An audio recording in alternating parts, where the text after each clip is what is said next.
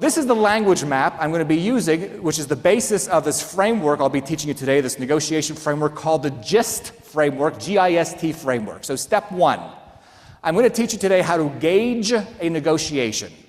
This is probably the biggest differentiator between skilled negotiators and average negotiators. Skilled negotiators know how to gauge a negotiation. Average negotiators do not. I'll teach you how to do that.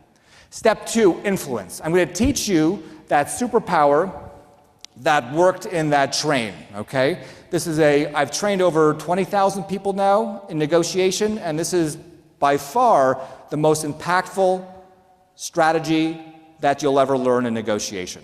I'll teach it to you in step two. Step three, satisfy. What satisfies your clients? What satisfies your buyers in a negotiation? It's not what you think.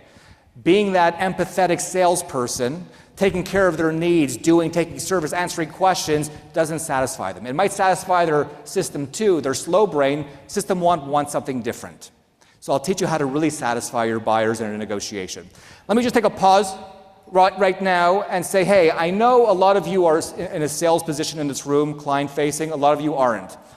I'm going to be speaking about negotiation from the perspective of sales. But just because you might not be in sales, it doesn't matter. It will relate to you because we're always selling in every negotiation.